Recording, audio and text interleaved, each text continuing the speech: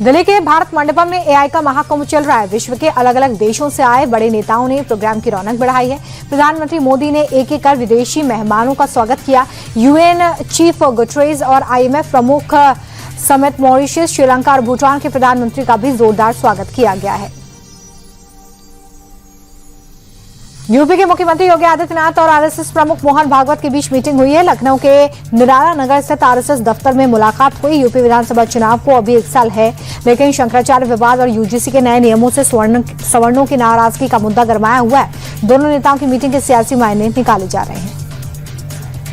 BJP अध्यक्ष नितिन नवीन असम के दौरे पर पहुंचे हैं। चुनावी तैयारियों का जायजा लेने के बाद उन्होंने कार्यकर्ताओं में जोश भरा। उन्होंने हर बूथ पर 50% से ज्यादा वोट खींचने का टारगेट रखा है। उन्होंने कहा कि कांग्रेस ने वोट के लिए असम का इस्तेमाल किया, लेकिन बदले में असम की जनता को कुछ नहीं दिया।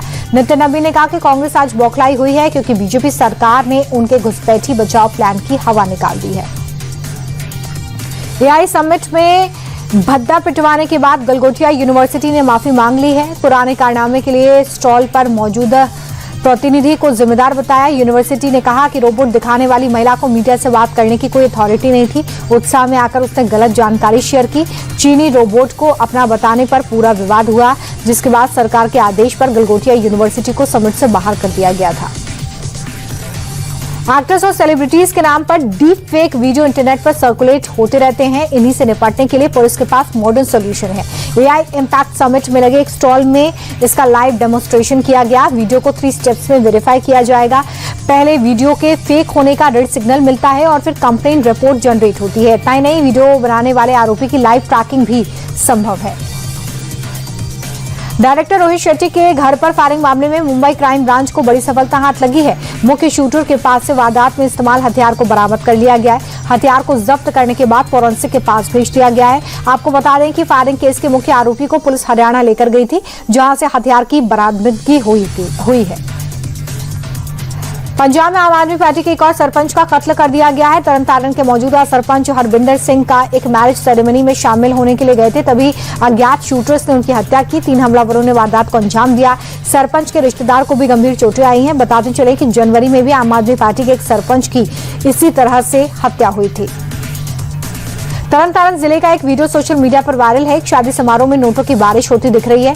दुल्हा दुल्हन डीजे पर डांस कर रहे हैं और मेहमान नोटों की बारिश कर रहे हैं। दूल्हा ऑस्ट्रेलिया में कारोबार करता है। सोशल मीडिया पर यह दावा है कि करीब 8 करोड़ रुपए की बारिश की गई। हालांकि दूल्हे के परिवार वालों का कहना है कि 3-4 लाख रुपए उड़ाए गए।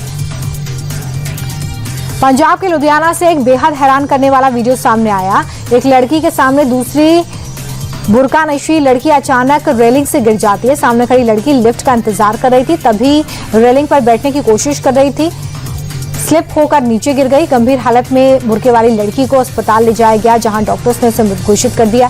फिलहाल पुलिस सुसाइड के एंगल से भी इस पूरे मामले की जांच कर रही है। मध्य प्रदेश के धार में सीमेंट फैक्ट्री को लेकर हालात अचानक बेकाबू हो गए। सैंपलिंग के लिए पहुंची टीम पर गांव वालों ने अटैक कर दिया।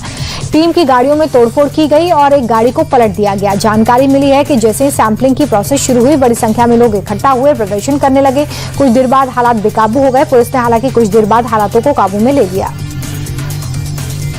रमजान के पाक महीने की शुरुआत कल से हो रही है। आज भारत में चांद दिखने के बाद इसका ऐलान कर दिया गया है। कल पहला रोजा रखा जाएगा। लखनऊ ईदगाह के इमाम मौलाना खालिद रशीद फरंगी मोहली ने कहा है कि कमेटी ने चांद देखने के बाद इसका ऐलान किया है। उन्होंने कहा कि रमजान के दौरान मस्जिद के अंदर ही नमाज पढ़ें, ये अपील की।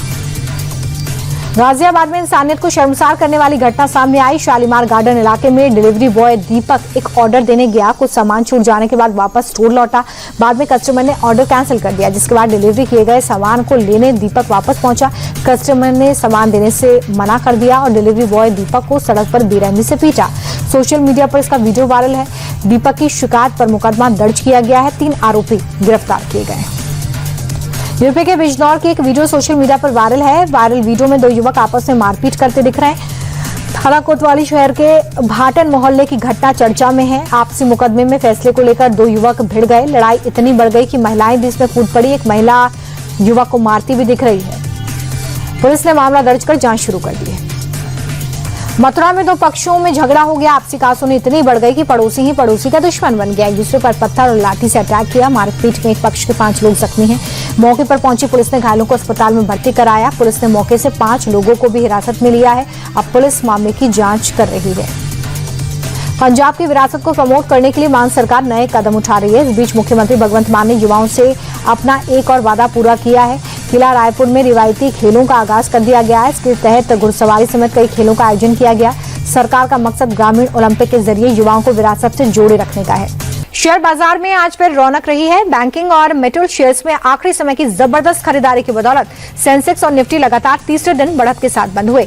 सेंसेक्स करीब 283 अंक छोड़कर 83,734 के स्तर पर बंद हुआ, तो वहीं निफ्टी भी 94 अंकों की तेजी के साथ 25,819 पर पहुंच गया है। कुछ शेयर ने निवेशकों को मालामाल किया है तो कुछ ने निराश कर दिया है। आज के टॉप गेनर्स में सबसे ऊपर क्वालिटी वर्ल्ड्स, जिसमें करीब 5% की शानदार बढ़त देखी गई है। इसके साथ ही एचडीएफसी लाइफ और टाटा स्टील के शेयर्स में 3% का उछाल दर्ज किया गया।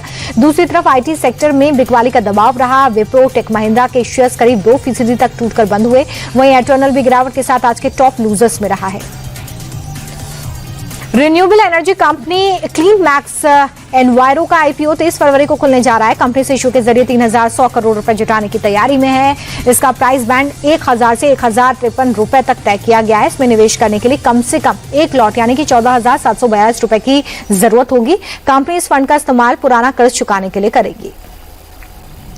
शेयर बाजार में हरियाली और विदेशी फंड्स के आने से आज भारतीय रुपए में मजबूती देखी गई। अमेरिकी डॉलर के मुकाबले रुपया 5 पैसे चढ़कर बंद हुआ। एक डॉलर की कीमत 90 रुपए 67 पैसे है। हालांकि कच्चे तेल की बढ़ती कीमत और वैश्विक बाजार में डॉलर की मजबूती की वजह से रुपए की बढ़त सीमित रही। सोने चांदी के भाव में 2 दिनों से चली आ रही गिरावट थम गई है। सोने में 1,153 रुपए की तेजी देखी गई। 10 ग्राम 24 कैरेट सोने का भाव 1,52,571 रुपए तक पहुंच गया है। चांदी की कीमत 7,149 रुपए की भारी उछाल के साथ 2,35,932 रुपए प्रति किलो पर बंद हुआ। बाजार विशेषज्ञों का मानना है कि वैश्विक और घरेलू मांग की वजह से कीमती धातुओं में तेजी आई है।